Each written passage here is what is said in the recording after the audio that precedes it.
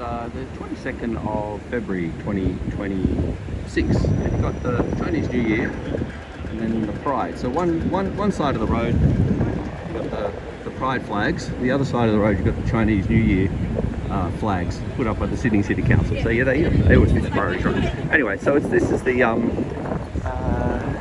Genocide is a Crime protest is not protest, rally and protest at Hyde Park. It's yeah, the usual people here selling their wares on the way in, and there's some Christians there as well. The GW, what's that? The I guess it's Seventh-day Adventists. Yeah, so coming in, it looks like there's a good crowd. I mean, it just clicked past 1 now, so it's just past kickoff. There's the police bike going down, so they will march. I'm not sure where. I think it's, from what I remember, it's just a march around the city back to the old ways. Peace, equality, social justice, something or other. Min's protects thugs and war criminals.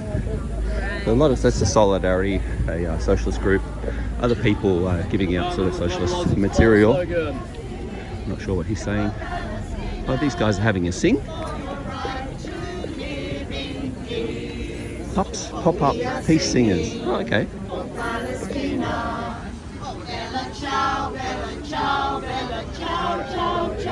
We are singing for Palestine, ending occupation now. Oh, that was very nice. They got a little bit of applause from a few people that were around. A little bit of chanting in solidarity. This guy's selling the scarves. This guy's Socialist Alliance sign and get badges. There's Palestinian Lives Matter, Aboriginal stuff. Plenty of bits and pieces. Earrings. What else? They do have a lot of, and the starvation students from Palestine. They do have a lot of works going on here too. They've got some fresh concrete, so they're doing something. It's been going on for a long time.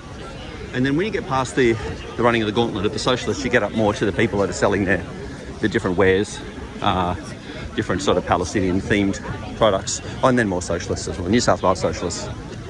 They're selling some corridorities, some sweets, I think.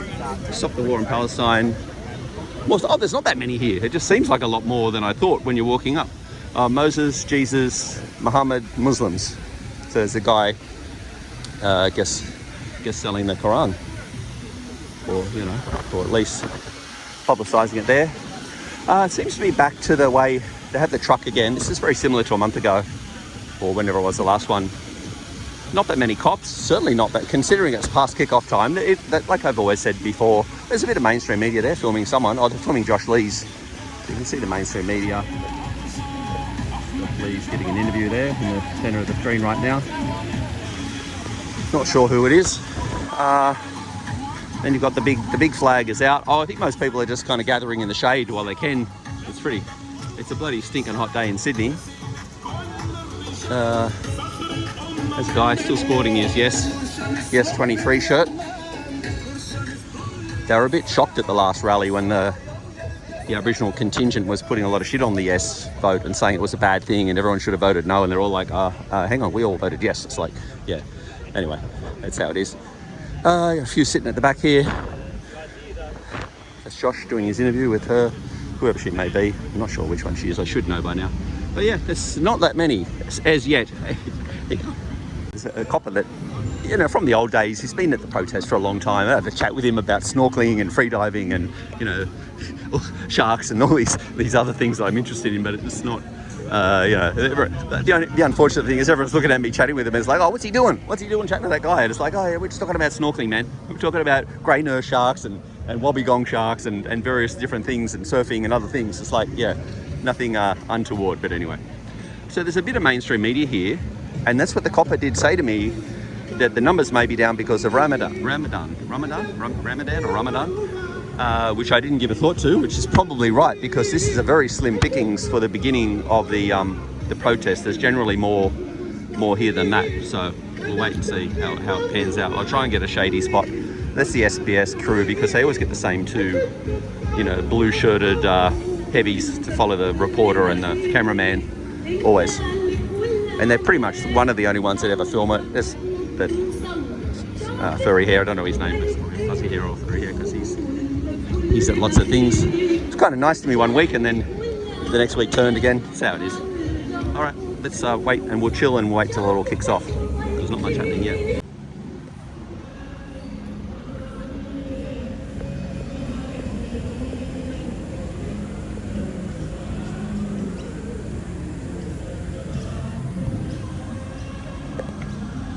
Yeah, there's probably at the moment more cops here than protesters just about. You've got plenty of them lined up and there's probably more elsewhere. Riot squad guys here and the beast of a thing they have.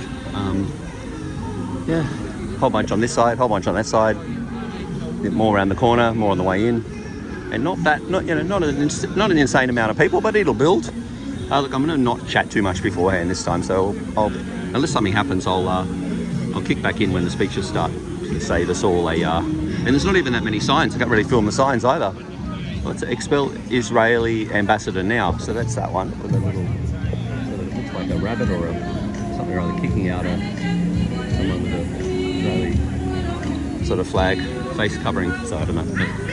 But, Federation of Tertiary Education people, there'll be greens as well somewhere, a few other signs, not many though. Guy going for a jog in the middle of it all, trying to get through.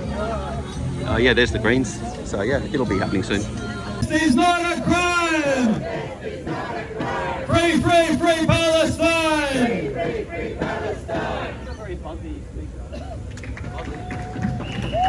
Can you hear that buzz? He says I'm too loud. Okay. Alright, thanks everyone for coming out again. It's a really important day today as we take to the streets yet again. We know why we're taking to the streets. It's why we've been taking to the streets for the past 2.5 years and for many years before that. It's to say that we stand for a free Palestine. It's to say that we oppose the ongoing genocide that is taking place still in Gaza today. And it's a genocide taking place with the active support of our own rotten Australian and New South Wales governments. That is why we demand and why we need to keep rallying. We don't do this just because we love protesting. We do it because there's an ongoing genocide that we are standing up against. And Crispians and Albanese continue to buy weapons and fund the Israeli military apparatus, and they continue to send military components to the genocidal regime carrying out the atrocities every day in Gaza. My name is Snorkelling. I'm from the Palestine Action Group Sydney. That's better. Thank you, Mustafa. And of course, we'll kick off, as always, by acknowledging that we're protesting today on stolen Aboriginal land, the land of the Gadigal people, that this always was and always will be Aboriginal land. And as always, we stand in solidarity with the ongoing fight here against racism, here against the ongoing oppression of our Indigenous brothers and sisters carried on by the same state that's supporting genocide in Gaza. And of course, we'll talk more about what happened last Monday, the police brutality that we all saw against peaceful protesters. But of course, amongst those attacked by police and arrested were our First Nations activists who were on the front line in that protest. We say shame on the police for that. And I also want to shout out while I'm at it that there is going to be an important demonstration coming up on the 21st of March. Put that one in your calendar. Organised by Paul Silver and the Black Caucus against the ongoing issue of Aboriginal deaths in custody, which of course are at record levels under this rotten Crispians government. So when these cops aren't out there bashing protesters, too many of them are out there assaulting and harassing and even killing Aboriginal people. Alright, as I said, we're here, of course, to keep up the fight for a free Palestine and to stop the genocide in Gaza. And the last week, yet again, has demonstrated what we're up against. Probably people have seen the shocking first meeting of Trump's board of billionaires, you know, his so-called board of peace, where all these absolute scumbags from around the world are gathering to discuss the fate of the Gaza Strip. Of course, not a single Palestinian amongst them. And of course, not a single person who cares about peace amongst them. Instead, this was a meeting of people discussing how they can continue the occupation of Gaza, how they can continue the ethnic cleansing of Gaza, and how they can profit from the ethnic cleansing of Gaza. So announced at that meeting was plans to build, for example, a 5,000 troop US military base in the Gaza Strip, plans to have 20,000 soldiers occupy the Strip, and plans to build luxury hotels, on the mass graves, effectively, of the Palestinian people, in which, of course, no Palestinians will be able to live or to afford to live. This is absolutely sick. This is the kind of sick vision of the future that these racist, billionaire, genocidal warmongers have in store for the people of Palestine. And this is why we must keep fighting for a free Palestine. And of course, all of that is going to happen in conjunction with the Israeli military, who of course are part and parcel of all of these plans as well. So that's what we're fighting for, is a free Palestine and against this sick vision. And still, unless I've missed it, to this day, the Albanese government hasn't even said that they won't join this board of billionaires. Like, it's so shocking that they won't even say no to be part of this board of which Donald Trump is the head for life, whether or not he's US president, and whose clear mandate is to, carry out genocide and profit from that. It's absolutely despicable. All right, before we go any further, I'm going to pass on to our first speaker to kick things off, who of course, can bring home the reality of what we're fighting against better than almost anyone, and that is Shamikh Badra, who's a Palestinian activist here from Gaza, and who of course has lost, tragically, so many of his family members to this genocide that our government continues to support. Thank you, Shelly.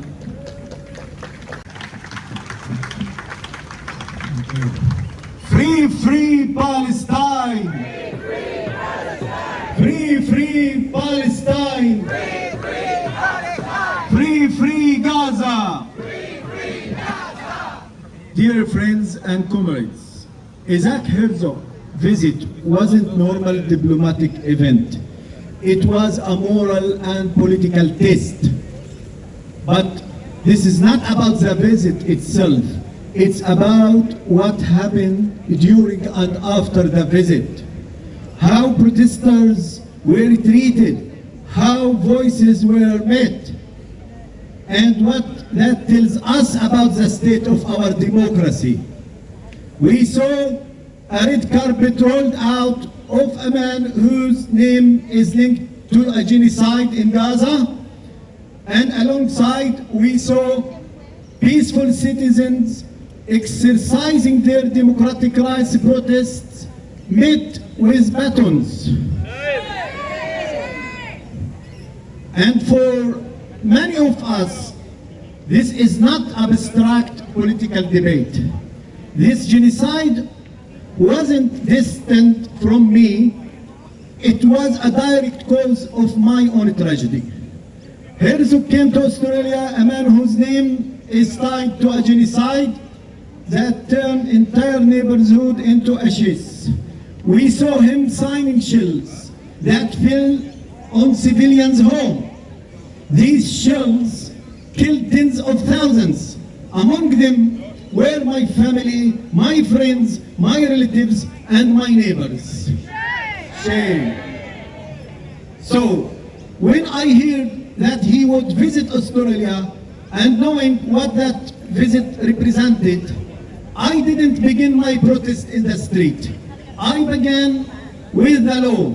I went to the government. I asked for a clear accountability. I received no response. Then, when I went to the street to exercise my peaceful right to protest, what did we find? Pepper spray used against peaceful protesters. Rushing, restrictions, beating, arrests. Shame. In any democratic society, force should be the last resort, not the first message. When force is used without a clear or immediate threat, it shifts from protection to intimidation. Civilians who pose no dangers were treated as threats. When protesters are managed based on imagined risk instead of actual behavior, the democratic balance begins to erode. So we must ask, when did conscience become a security threat? Democracy is not tested by slogans. It is tested by how it treats those who distant. And in this context, and in these circumstances, racism escalates in our society. Recent statements by Hanson linking Muslim to danger are not just ordinary political opinion. When an entire religion is framed as a threat, when Muslims are presented as security risk, this is collective generalization. This is racism. Comrades and friends, we are not talking about millions of Muslims or tens of millions, not even hundreds of millions. We are talking about around 2 million people, 2 billion people, Muslim around the world. There are some of them scientists, academics, doctors, engineers, writers, artists, thinkers, people who have contributed and still contributed to human progress. To reduce all this diversity, all this history, all this civilization into a threat, the question is, how does she place herself in the position to just 2 billion Muslims? In what knowledge, in what method? This is not serious analysis. It's dangerous simplification. It feeds fear instead of building understanding. It's a test of the state standards. Comrades and friends, we don't want division, we want cohesion, but cohesion can't be built on double standard. Yes. Cohesion requires one law, one standard, equal rights. If the law is used against the weak and ignored for the powerful, that is not justice.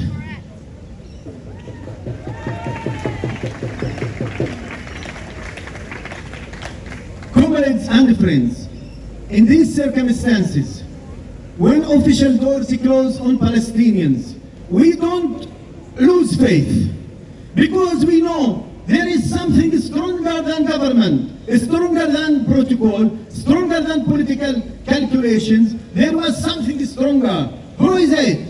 You are the honest people. You are stronger. You stood with dignity. You were not afraid. You choose justice instead of silence. We rely on the conscience of the people. We trust you, not because you hold formal power, because you hold courage. Our hopes rest upon the power of the people, because you stood on the right side of the history. We believe this path will not fade. They tried to make the Herzog visit silent, but people responded from Sydney to Melbourne, to Perth, to Canberra, to Newcastle, to Wollongong, to Wagga Wagga.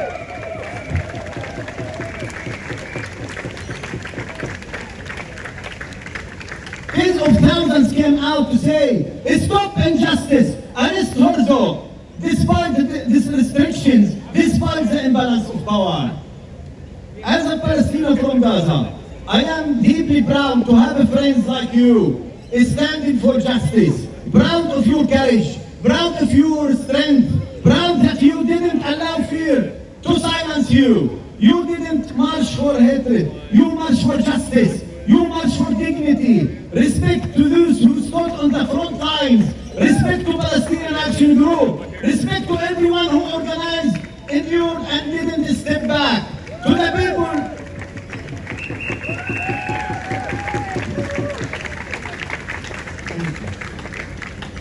the people are stronger, not only because we are many, and yes, we are many, but because we stand for justice. Say it with me. We are thousands, we are millions, we are all Palestinians. We are thousands, we are millions, we are all Palestinians. We are thousands, we are millions, we are all Palestinians. We are thousands. comrades and friends, no one is above the law. Herzog has left Australia. He left surrounded by protocol, but he left knowing that people, don't forget, a red carpet cannot erase accusation of inciting genocide. It doesn't erase the blood of children in Gaza. Justice may be delayed, but impunity doesn't last forever. Some airport may open for some today, but history doesn't grant immunity. Gaza will remain strong. Palestine will remain alive.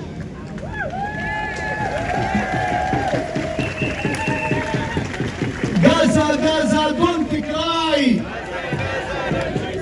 Palestine will never die. Palestine will never die. Palestine will never die. Thank you.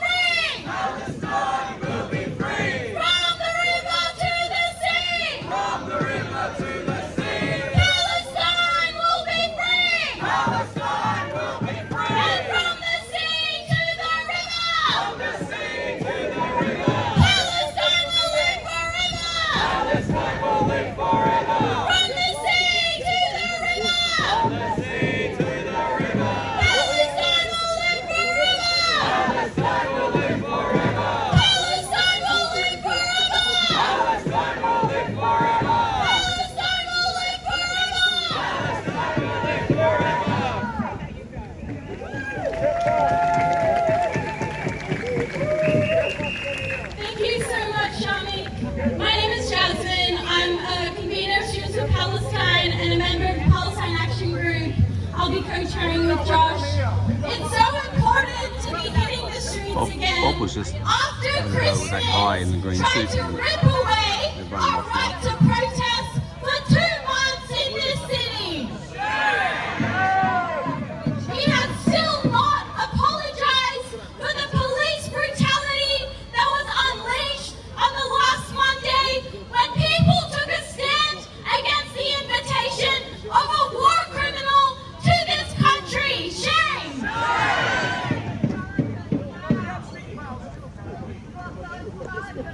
I'd like to say Ramadan Mubarak to everyone who is practicing, but we have to remember that in Palestine, every Ramadan is taken as an opportunity by Israel to expand their settlements, to bash Palestinians for praying at their holy sites, and take every opportunity Israel is taking up to expand their settlements, which we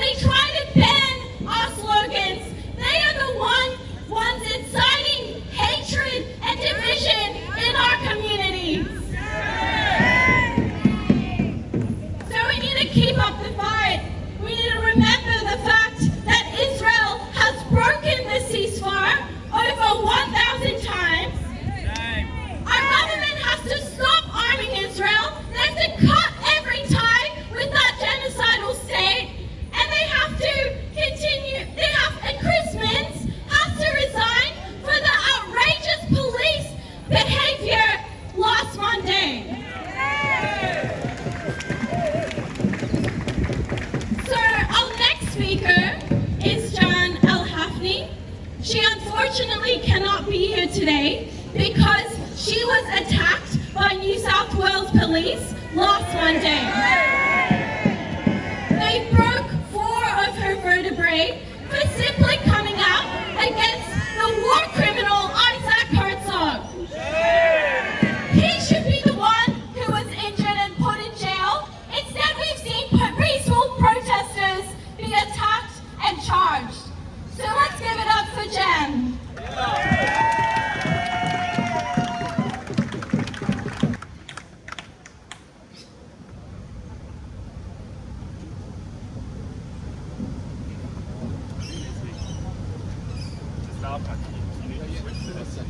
Got it? It's falling. It's not going through the speaker. Yeah, We're just getting. Oh. Stand by, Dan. They had the same drama the other day trying to plug that in. Turn it off.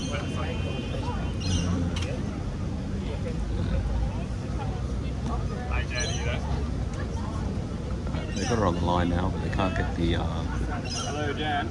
Oh, maybe they don't even have her on the line anymore.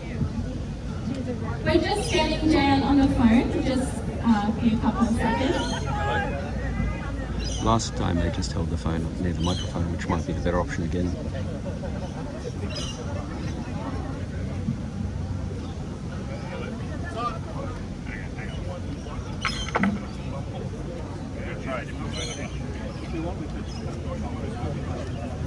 It's alright, we might just have to do it for his speaker. Sorry? No, but it was one of these. I don't know why he's jumping in. Hello, Oh, he Jan. said he's just relaying a message from the other guy. Here we go. We're going to go. Same. Okay, Jan, do you want to go?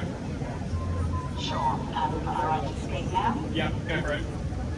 Hi everybody, Shell's here with you. I would firstly like to as the traditional owners of the land on which we meet today, and I pay my respects to elders past and present. They are the custodians of our land, of our sea and our community. I really wish I was there with you today, but I'm there in spirit, please know that.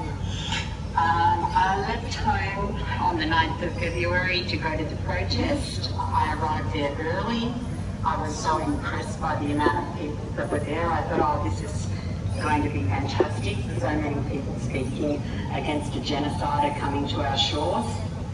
There was a huge police presence, but nothing seemed untoward from the start.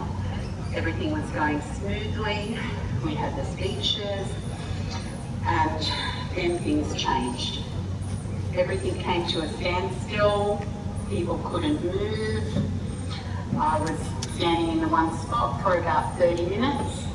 Then I saw a little gap opening up, so I moved around a little bit. I was taking some photos, walking around, minding my own business. Then all of a sudden, the police decided to unleash their brutality on everyone. Nothing I have ever seen in my life. It was so scary and so disgusting. They just charged the people. So many people were injured. So many people ended up in hospital. Everyone was confused, not knowing what to do. We haven't witnessed this sort of brutality here in my lifetime. But what we need to remember is that this is what Palestinians and First Nations people go through every single day of their lives. And this is wrong. Chris Minns has to take responsibility for this. He's the one at the top. He's the one who organised this. He's the one who unleashed a pack of wild animals that were simply protesting the presence of a genocider in our country. During the next few days, as you know, I ended up in hospital, all broken vertebrae. I did become very depressed, but not mainly about what had happened to me, but thinking about what the future would hold for the children of today. You know, thinking, where are they going to go? What's going to happen to them? What sort of world are they going to grow up in? Then all of a sudden, an outpouring of love and support came from this wonderful global community that we are all a part of. I cannot express my gratitude for being a part of this community and for everybody that has shown me their support over the last 2 weeks. It's simply been amazing. Thank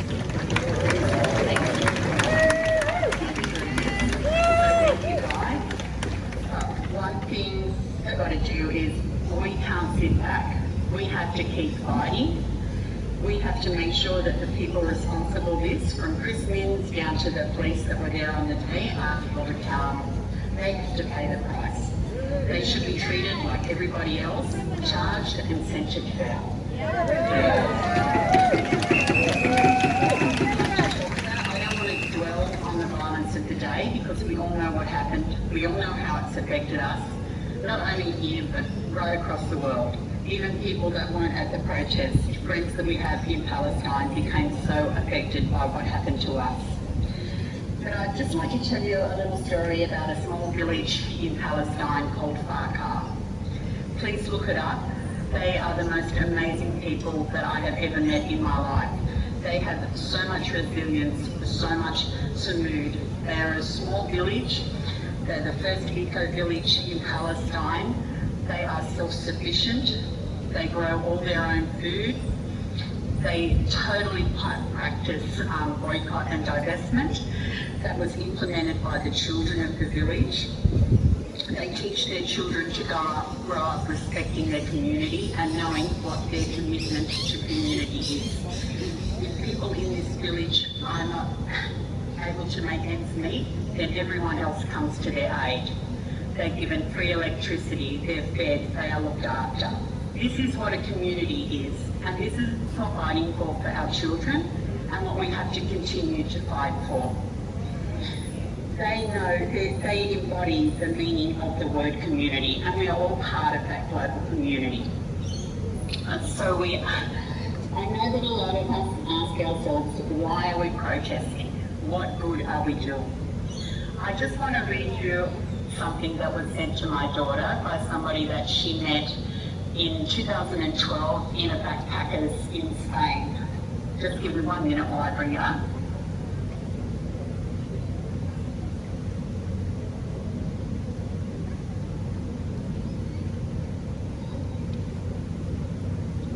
Okay.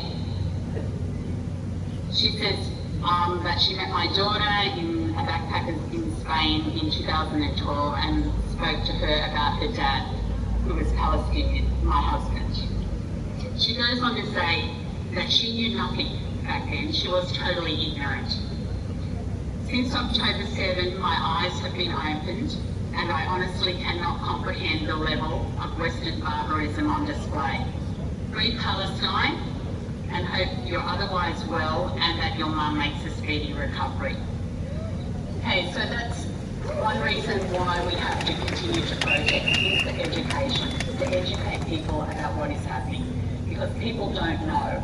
And we're at a stage now where we have that platform. Because of the brutality unleashed on us 2 weeks ago by Chris Minns, we now have a platform where we can put this forward and help people to understand what our brothers and sisters in Palestine are going through. I'm also going to read out now something that was written from a dear friend in Faruqi. I asked him just to write what it means to him when he sees people across the world protesting. So just bear with me and I'll read that out to you.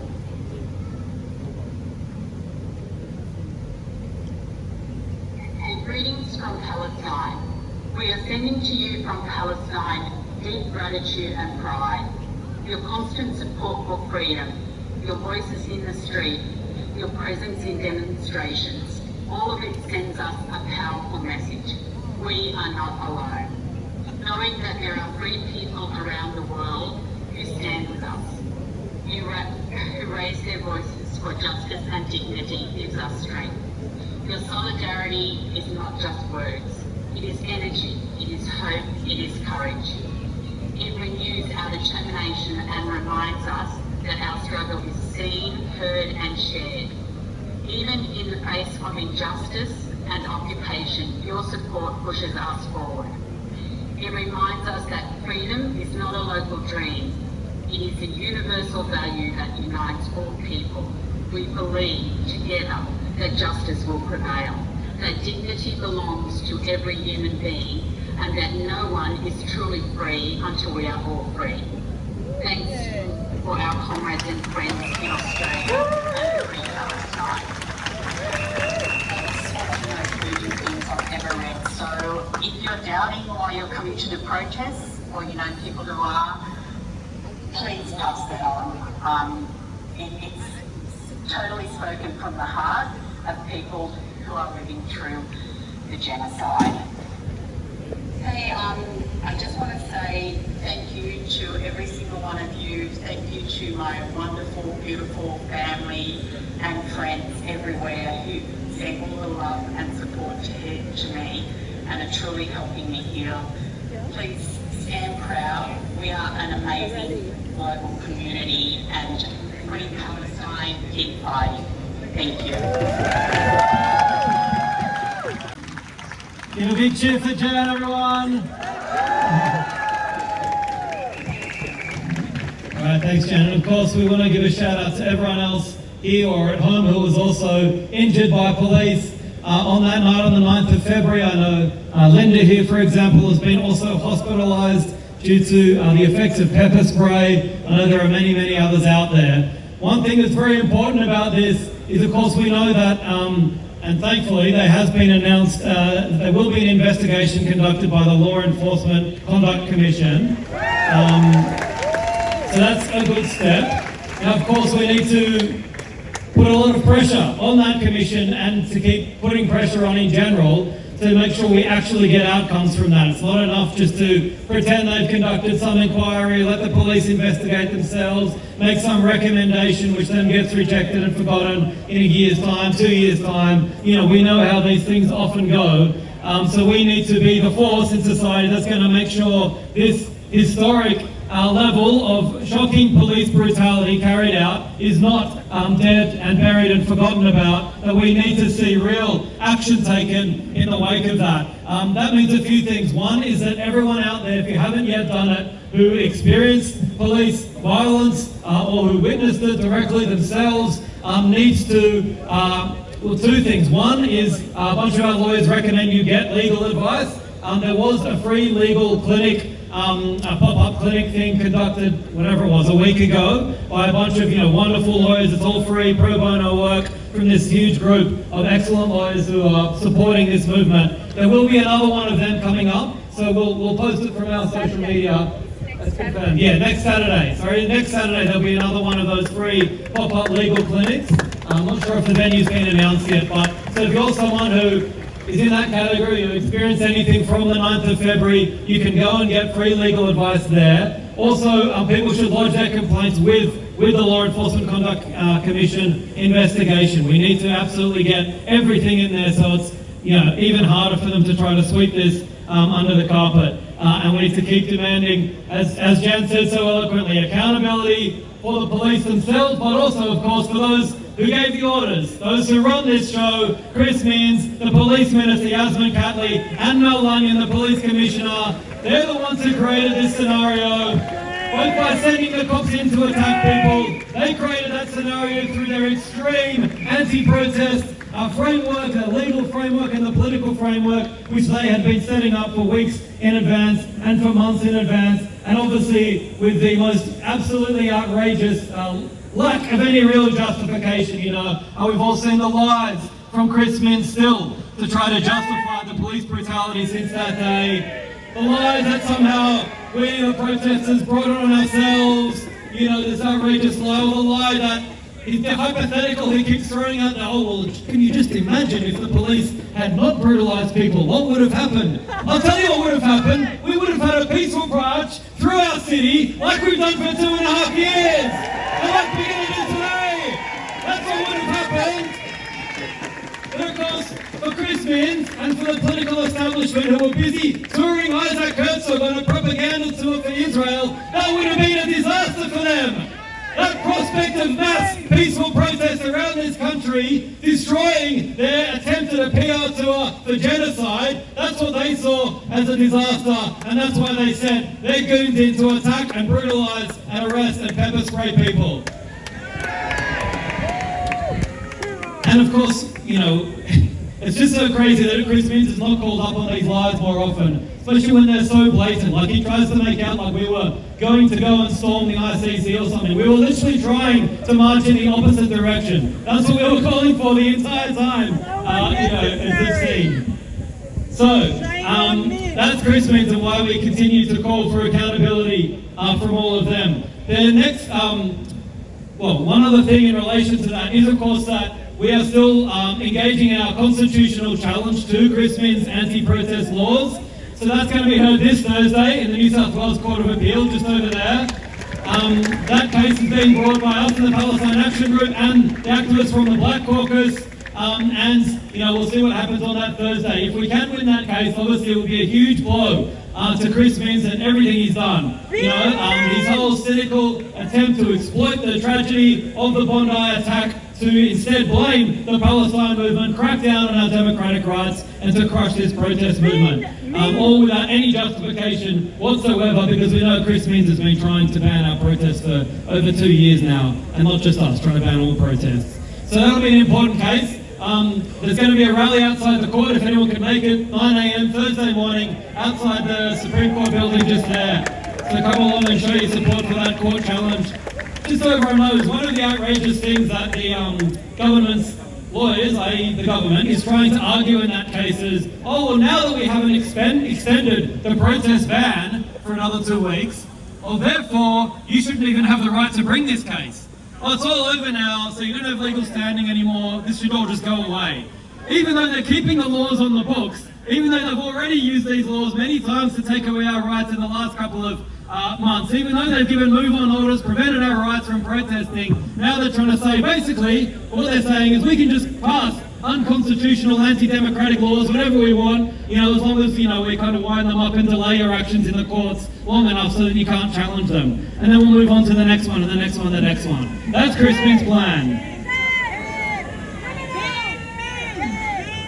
All right, I also wanted to just say, well, firstly, if anyone's lost a watch, there's a watch up here. Come get it. And finally, and Jasmine's already talked about this, but it's very important, like, the police brutality that we saw meted out against everyone, and especially Minns attacking Muslim people in prayer, is even more outrageous given this huge rise in Islamophobia. And we've got to say and send a very clear message to everyone out there, especially during Ramadan, that I myself am a non-Muslim, and I want to send the message, as I'm sure many of us do, that we stand with the Muslim community against this disgusting Islamophobia. 100%. We know where it's coming from. It's coming from usually the same people that have supported genocide in Gaza, from the same people who always want to use racism for their own rotten political careers and agendas. Pauline Hanson has the nerve to say there are no good Muslims. What an absolute disgrace. Well, we say there are no good Pauline Hansons, and there are no good One Nation members. That's a racist party that needs to be combated everywhere. Of course, it's not just coming from One Nation, it's coming from the Liberal Party, and it's coming from the Labor Party. Years of racism and Islamophobia whipped up over decades now. Over decades and decades, always to justify more wars, more imperialist atrocities, more clampdowns on our rights here, more division, and more attacks on everyone else's rights as well. So we need to stand clearly against racism in all these forms. Of course, they're targeting Muslims today, but we know this is part of a broader attack on immigrants and all the rest of it coming from these far-right, rotten political parties here and around the world. And we've got to say the real enemy, of course, is not an immigrant, it's not a Muslim, it's the billionaires, it's the Chris Minns, it's the Albanese, it's those waging genocide. They're the ones who are a threat to our way of life, not anyone else, just like us, trying to live a decent life in a rotten world, wherever we are on this planet. On that note, I'm going to pass over to our next speaker, who is Mark Gillespie. Now, we've talked a bunch about police brutality, and we've been talking about how this is some of the worst police brutality we've seen for decades. Perhaps the last clearest example of this kind of police brutality was, of course, the first Mardi Gras march that carried out in 1978, when the police attacked our rights. And Chris Minns is trying to take us back to a legal time before 1978, when we didn't have the right to march and the cops did this kind of thing. Mark Gillespie was there. He was one of the original 78ers, paving the way in the fight for LGBT rights in this country, and he's been a staunch activist in support of the Palestinian struggle for freedom, and he's going to talk today about those links as well. Thank you, Mark. Your words are most appreciated, and I acknowledge the previous speakers. My brother who spoke first from Palestine, whose humanity almost brought me to tears. Good afternoon to all of you. It's good that you are here. I would like to acknowledge that we gather on Gadigal land, land that was never ceded. And what I would like to say here is that I support the continued just struggle for sovereignty over this land for Aboriginal people.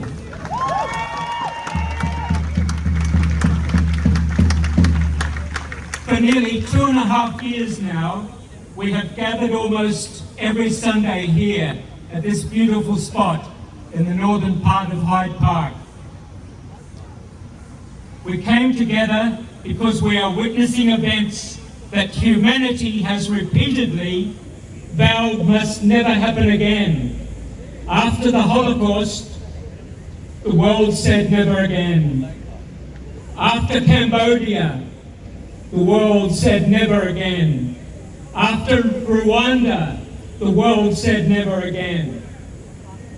Each time, humanity recognized that when innocent people are being slaughtered, the world not only has the right but the responsibility to speak, to act, and to refuse silence.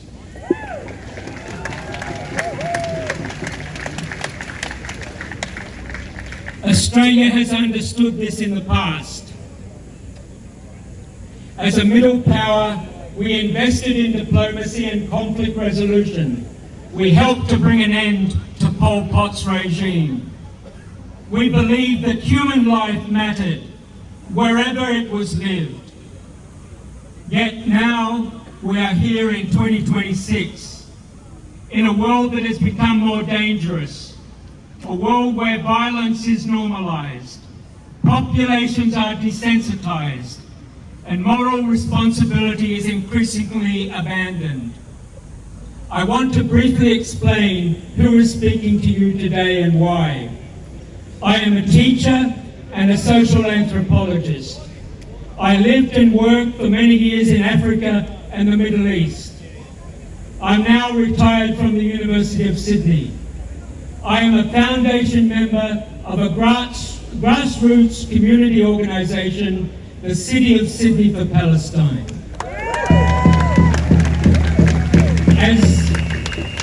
As Josh said, I am also a 78er, and I must say that does not mean that I'm 78 years old. I'm not quite there yet, but getting close. That 78er generation that I belong to, back in June of 1978, were brutalised by the New South Wales police in a way that I saw again and experienced and witnessed again on February the 9th, that Monday, a couple of Mondays ago, by the same New South Wales police. At this point, I want to just speak briefly in Arabic, perhaps particularly to Palestinian Muslims and Christians who are here with us today. Bismillah ar-Rahman ar-Rahim. Assalamu alaikum. Ahlan wa sahlan. Ramadan Kareem. The words I spoke a moment ago, Ahlan wa sahlan Ramadan, were recently rendered in sand calligraphy on a Gaza beach by a Gazan artist, Feda Ayad, a beach in northern Gaza. He spoke in Arabic and I translate here back into English. I'm quoting his words. Even if we try to cope with the situation, we can't truly feel Ramadan in our hearts. We are trying to cope with all the devastation and loss. We want to feel the spirit of Ramadan, but we can't truly feel it.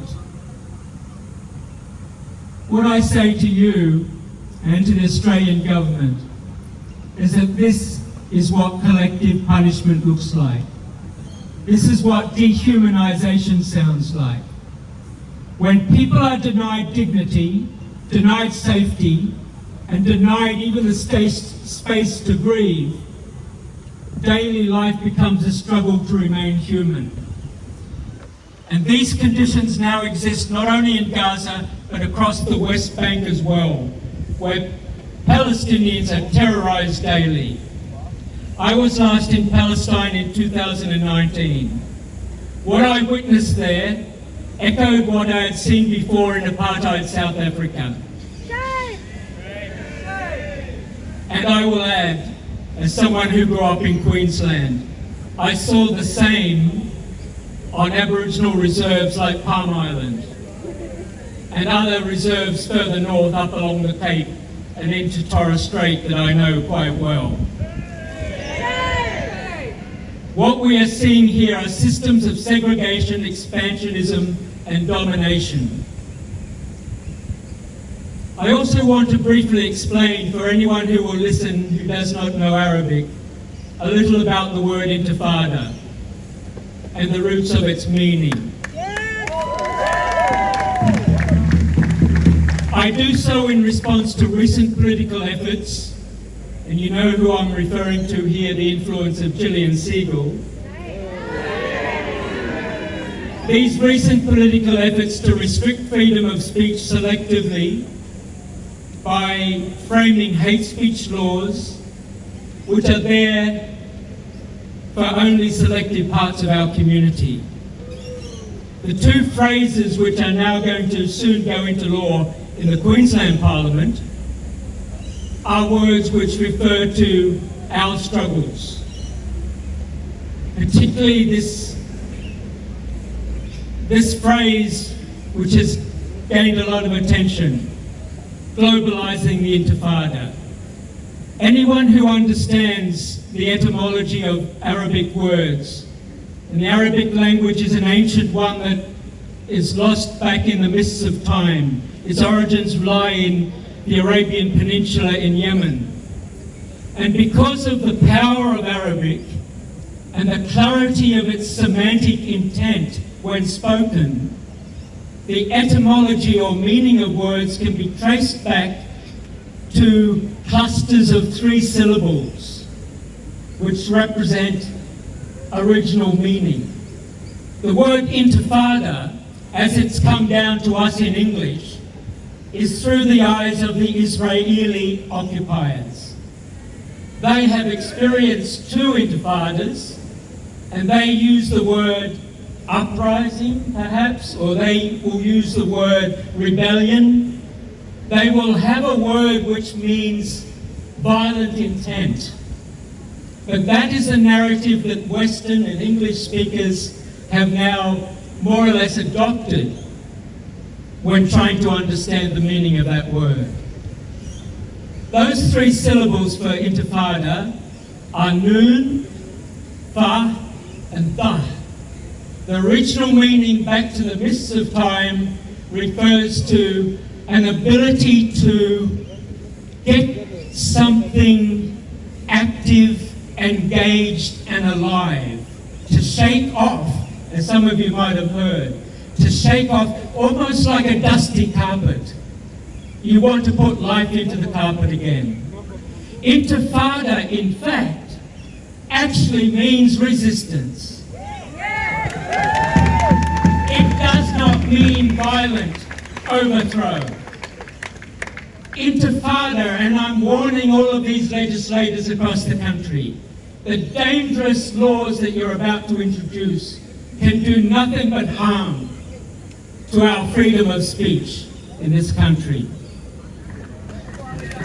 Now, next Saturday night, in fact, large numbers of people will gather at the southern end of this park for the annual Gay and Lesbian Mardi Gras.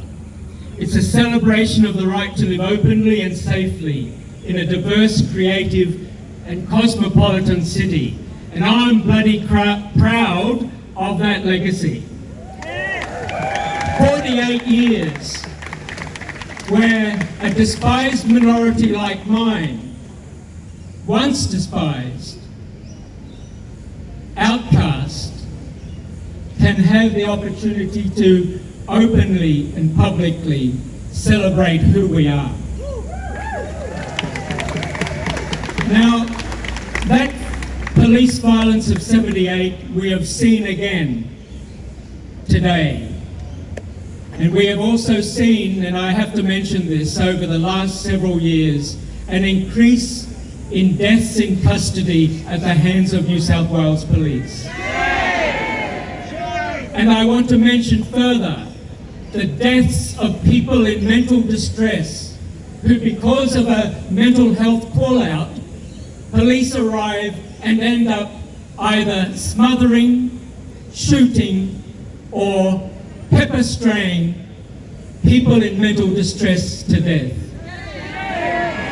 You will not know the statistics and the numbers, but on average more than 10 people in New South Wales are being killed in this way by New South Wales Police. Back in 1978, and perhaps I can just share this quickly before we move on,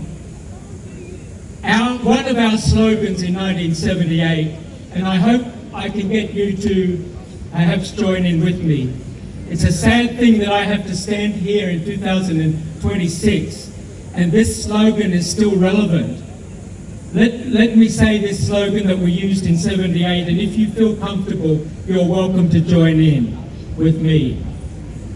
Stop police attacks! Stop police attacks!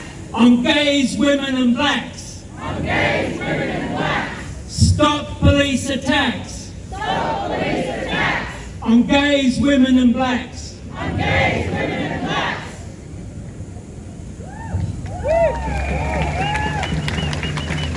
So just to move towards a conclusion, when people gather peacefully to demand justice, when they refuse silence, and when they expose uncomfortable truths, power too often responds not with dialogue but with force.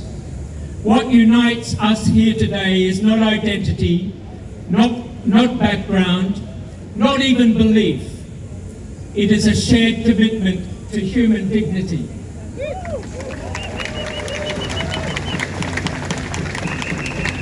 It is a refusal to accept that some lives matter less than others. We stand here not because it is comfortable, but we stand here because it is necessary. Silence has never saved a single life. History will not ask what we felt, it will ask what we did when it mattered. I mentioned the City of Sydney for Palestine. It's a group like many other groups around New South Wales, community groups, and I would encourage you to find out which group is in your area. They're all over the state. These are people working together, ordinary Australians coming together, often working at the local government level like the group I'm in has done. I'll just tell you this briefly.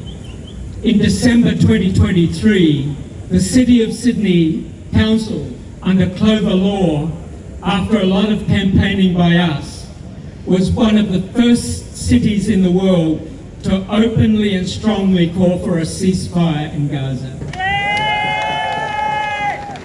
We will continue working at all levels, local, state and federal, and I really do encourage you to join any of the groups that are close to you. I will leave you with a saying quickly from the Sufi tradition, which I learned during my time in Syria. Quote, most people are friendly with those who are outwardly similar to them. The wise are friendly with those who are inwardly similar to them. Thank you, everyone.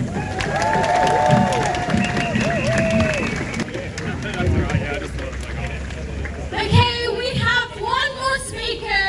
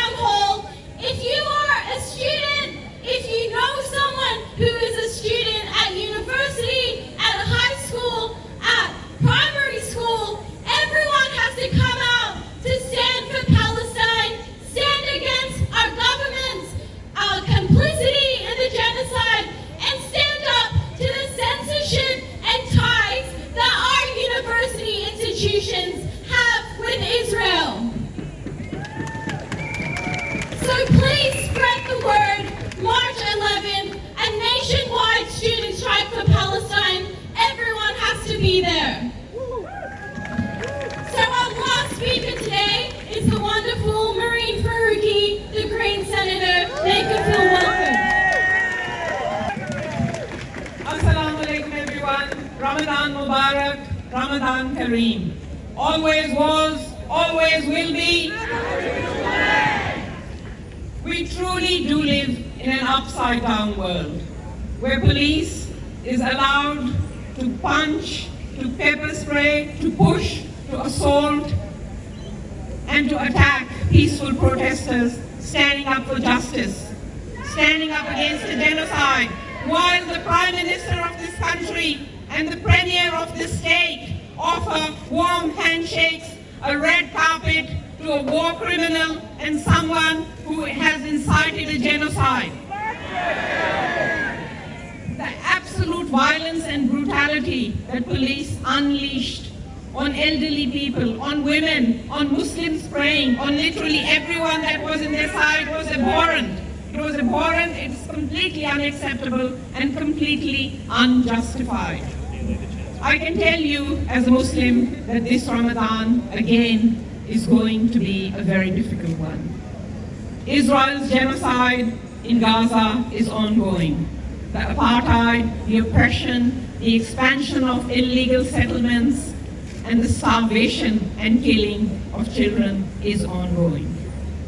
And in this country, the escalation of Islamophobia, of anti-Muslim hate, without much response from the Prime Minister, has made life extremely difficult for us.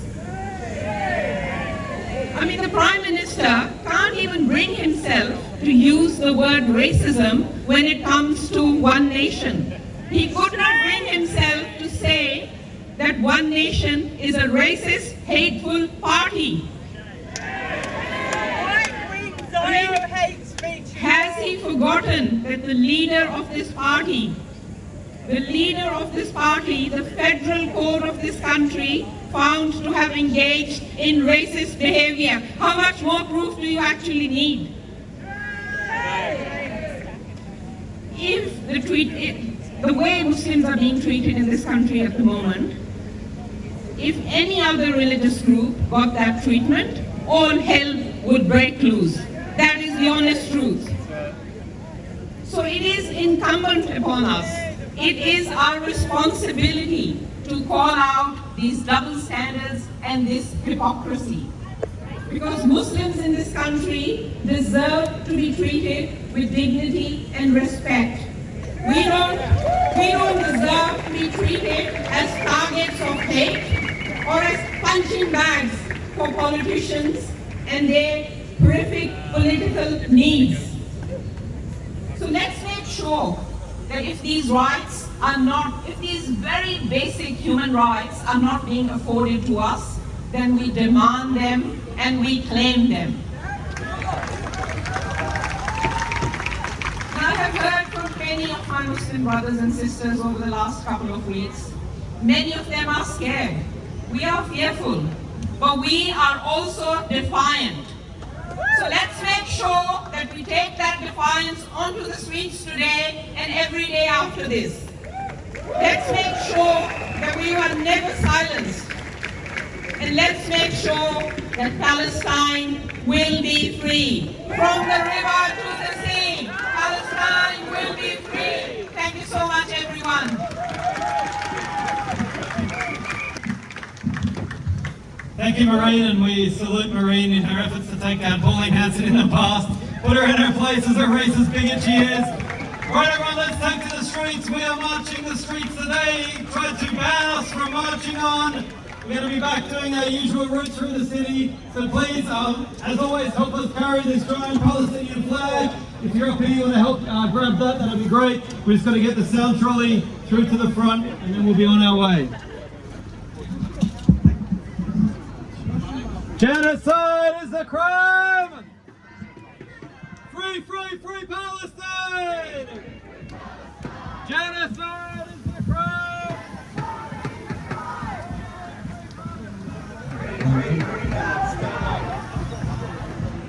All right, so they're about to march. The crowd, I should have gone and had a little look, but you see, the crowd is definitely smaller, but it's still a good size, I'd say. Cops are just lined up waiting. This is the fellow, apparently he went to the airport when Isaac Herzog arrived to roll out the red carpet. He had a different one than this. This one's an updated version. So they're gonna, I guess they're gonna come up to the front here, and their usual route is down here, down Market Street, and then off, loop around and come back. Not quite sure. It does vary, but we shall see as we go.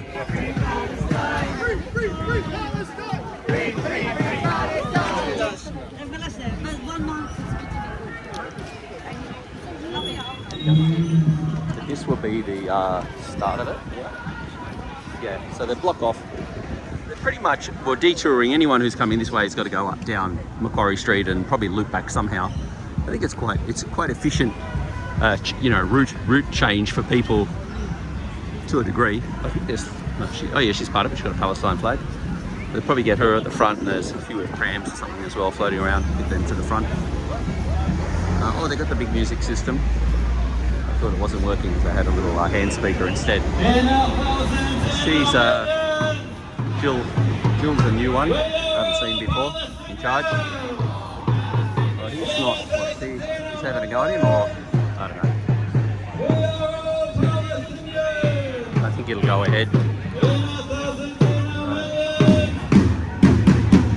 Alright, let's get on the other side here. We'll film them kicking off.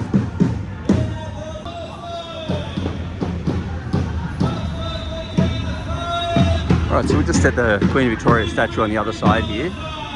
Channel 7 News is getting across now with everyone in the background. A few other video and photographer types up here, but oh yeah, there's the SBS mainstream media. Not a great amount of mainstream media, but they're off.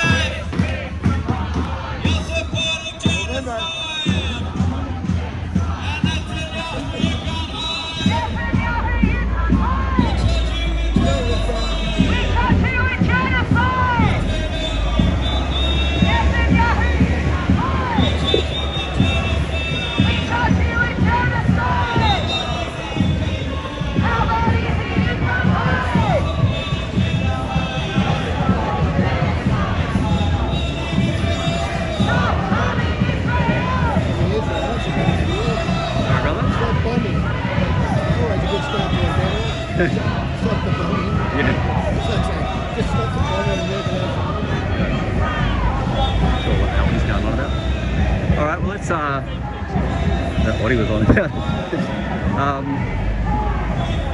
Let's head down to the front. Alright, they're coming down now to Elizabeth Street and then into Market.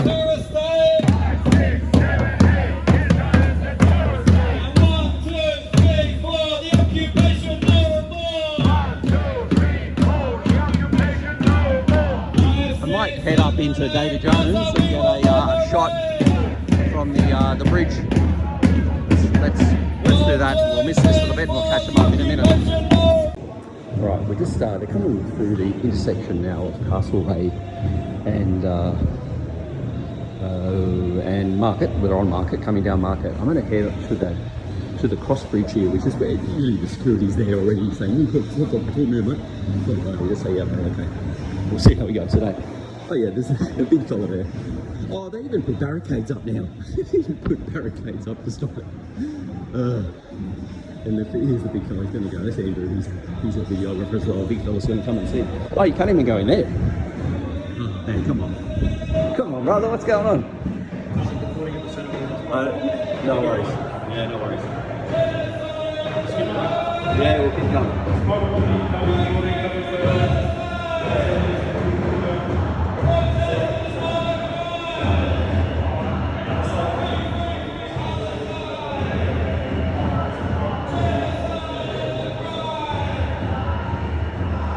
much having barricades here as well. Yeah, in a minute.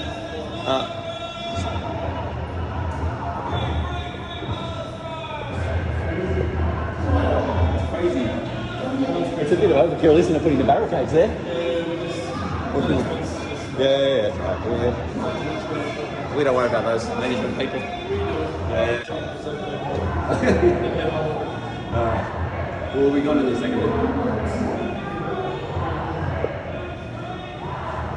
The numbers aren't overly bad. I mean, it's not insanely good, but it's certainly not that bad either. So Andrew's standing his ground too. The guy has a go. Well, what's he going to do?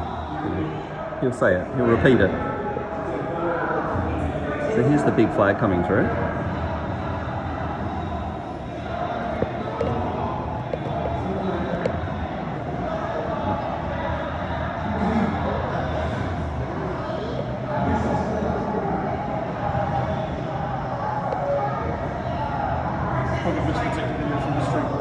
Oh yeah, I'll get down there, man. Let's try. Yeah, look, there's not that many. This is the end now. Yeah. So that's pretty much the end of it. Thanks, brother. Thanks for your help. So it's like anything, you know. These are requests. It's like whatever. I'll chit-chat while I walk through here, annoy the fuck out of people listening to the video. We'll try and cut them off at the pass, but it's like the court cases where I go to a lot of the Palestinian court cases, and nobody stays seated when the judge comes in. I'm the only one that stays seated. And one of the ladies said to me, "You need to stand up when the judge comes in." I said, "No, I don't understand." And she goes, "You've got to stand up when the judge comes in. You have to stand up." I said, "I don't understand." And she said, "What do you mean? You need to. You have to." And I said, "No, I don't understand. In other words, I don't stand under." So I don't stand up to show that judge that I stand under him. You know, you guys are welcome to. And it's funny, I go to other protests where it's more like, the other groups anyway, nobody stands. Except for the lawyers, they all have to. Well, they don't have to, but they do. They choose to. But all of the protesters, they all stay seated. And it's like, yeah, they don't understand either. Anyway, all funny. We're back where we started. Oh, we're at the end now. Oh, bloody hell! I stuffed that up by going from the beginning to the end. And here's they even have the security here at trying to keep people out. There's not even any horses today. That's how small it is. Anyway, let's get our machinery back together and we'll head off again. We've got a guy at the back here yelling at the cops.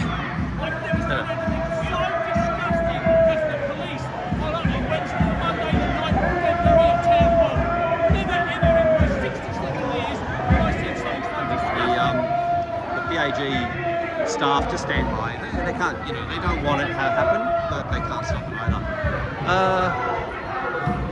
So I just asked the cop which way they turned. Oh, they might have stopped. I fucked up today by missing the exit. Now I'm stuck at the back.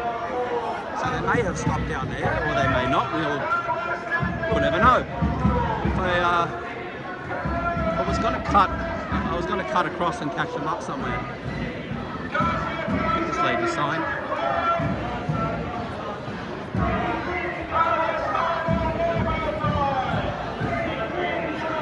Alright, read that later. So, yeah, they may have had a little stop here at Pitt Street Mall, but they're a long way ahead now, so they're all up at George Street. I asked the copper where they're going to turn, he goes, "Oh, I don't know." Coppers are coppers. These are the socialist types. They've got all the red flags all happening. I'll film them for a minute, they don't like it, but what the hell.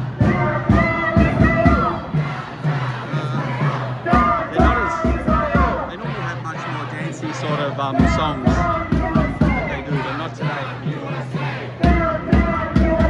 So this is Pitt Street Mall. This is a much better march for them. The other way they took them down the back past the museum. There's nobody. You don't pass a bloody dog on its out for its walk. Here there's heaps of people. They do get they get much better coverage here. So yeah, for them certainly it's a better option to do that. All right, so now we're coming up past the State Theatre. That's the next little thing that I know, which is 55, next to 55 Market Street. And then they're going to cross the tram tracks at George, go to the next one, or maybe the next one, and then turn. I'm going to get ahead, try and get up in that car park. No, it is a shorter one. They're turning here. I caught the front, and they're turning at this called Kent, which is this is the QVB building.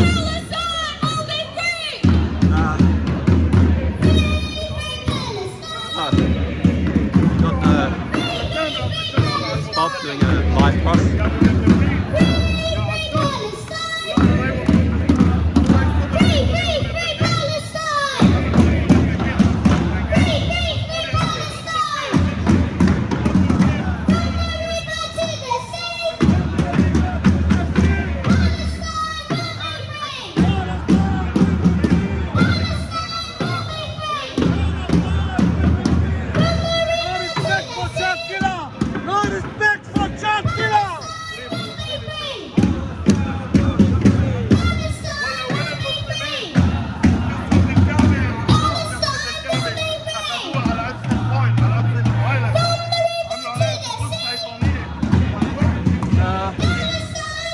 Be able to get up into the QVB foyer.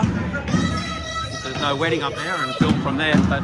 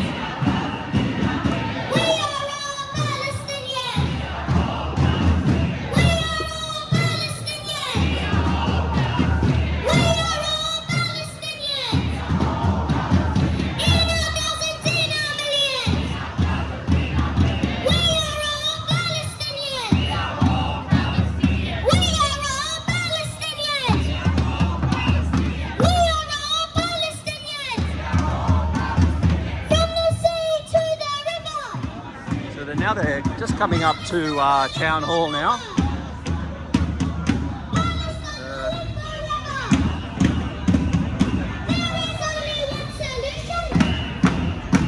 Looks like they will continue down here to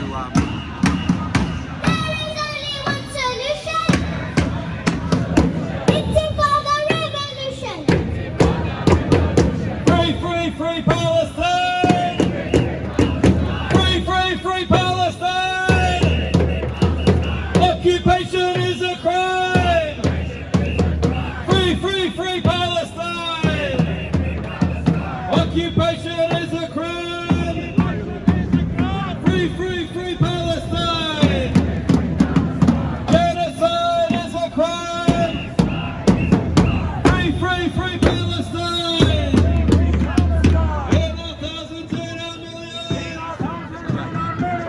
hassled a bit somewhere. Not sure why, but there was someone getting hassled and pushed away, but not sure why. fighting amongst people, but yeah, it happens, I guess, over a long period of time.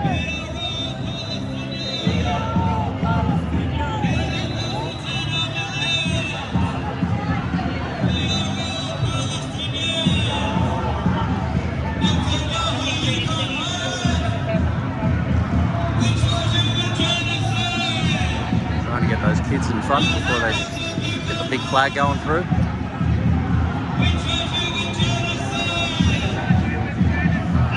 Look, any protest would be happy to have this many people. It's just this is lower than the normal ones for these guys. But yeah,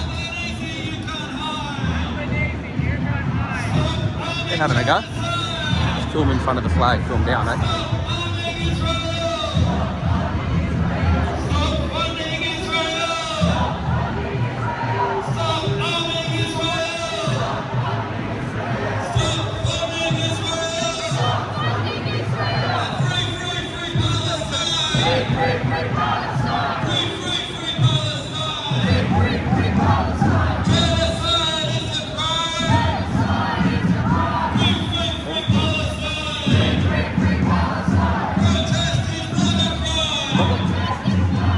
Oh, obviously there's a problem with this guy.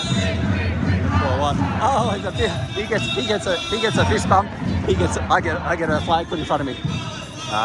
You can't work it out with these people, honestly.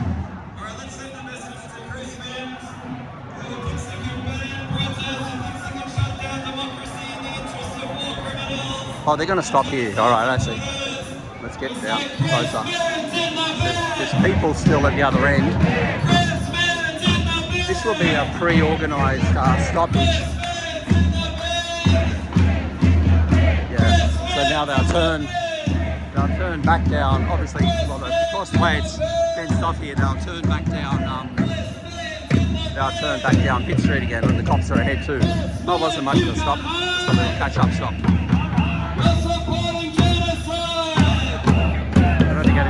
Make any enemies hit the cops at the moment, cause any problems.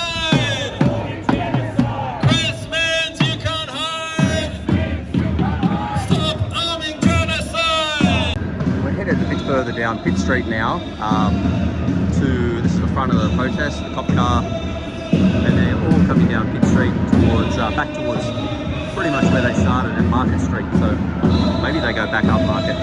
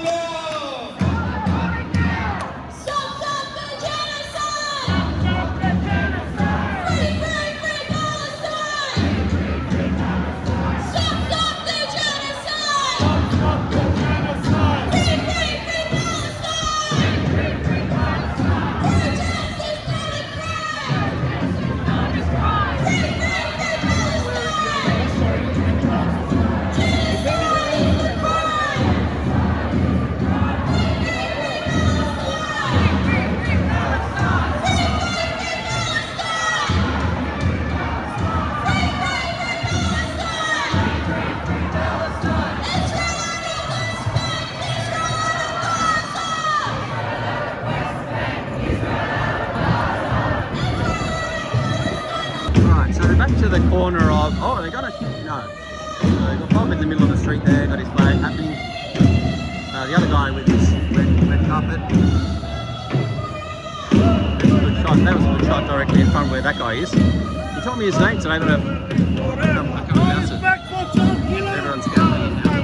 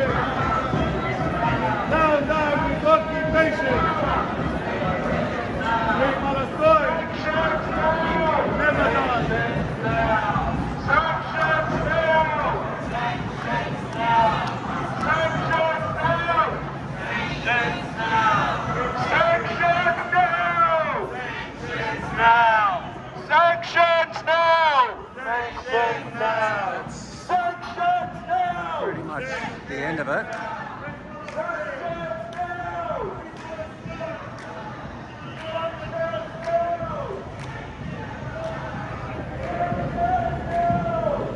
They'll be heading back inside the park from here.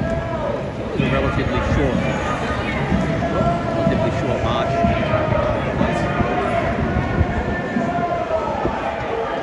No horses today.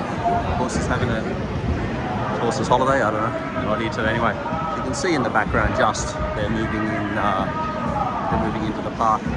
So that's it. Yeah. All right. I don't think I'm going to go. There's no. I think it'll just disperse from there. If not, people are kind of dropping off as it goes. Anyway, I've seen flags walking the other way now, heading off. Yeah, no traffic yet. Someone's just standing in the road for a second. Get them up for you.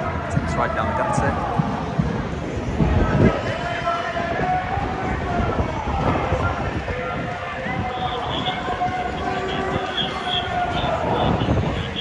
Alright, the coppers are moving the barriers off. They haven't even got any, they normally have helpers doing it, like rented people, but it's coppers doing it themselves today. I guess the rented group comes and picks them up later. So that's it. I guess we'll follow them. Should we just follow them to the end? I'll just go to the corner there and then I'll head back the way I came. So finish where I started. Okay, so it's the Palestine protest. It is the 22nd of February 2026. I'll pop it up. I'll put in my, I'm going to do the extra part of it, the YouTube part. I'm going to whack on my snorkeling video from yesterday. Had a great day snorkeling. Throw this in. We chit chat at the end. Saw this. They have a turtle at Shelly Beach at Manly called Basil, and I've got like a little tripod and some weights, and I just wear my board shorts. I got pretty roasted actually. My back got burnt to hell because I was out there for so long on a sunny day. But just wear my boardies, my mask, my fins, my snorkel, and dive down. He's about 6 or 7 meters, and he's just chomping away on the grass. Basil the turtle. I got lots of footage of him, and yeah, comes up and has a breathe and dives back down again. So, and there's octopus and there's giant cuttlefish, and all sorts of fish, all weird and wonderful fish. So I might put that on the end of this on the YouTube for anyone who suffers through these long. The last one was 3 hours and 47 minutes. So if you can make it to that stretch, you get a bonus of a snorkeling video at Shelly Beach in Manly. All right, that's it. They're heading back up where they will disperse. There won't be any more speeches, of course, because they've already had them all. Plus, someone will hang around. Everyone will go. So, the bulk of them are heading back in. Cops are just waiting till they can clear these barriers, get the traffic running again. But I don't think it's an insane amount of. It's a bit annoying for the traffic because they pretty much. Here comes this guy getting rid of the first lot, but pretty much blocked. Yeah, it would be a shit fight down there. I must admit, the Park Street would be a shit fight. Up here is not so bad. This on a Sunday in the city, up at Macquarie Street end. Yeah, cops are taking off their vests. They've done their bit. The bikes are he's riding back down to wherever they come from. Day Street, I would have a guess. He's a bit of a big boss to be lugging the barriers with the big hat on. He's a 3-star. What's he lugging barriers for? So the lackeys should be the newbies, not him. Anyway, that's enough yapping at the end. Off they go into the stuff in marriage.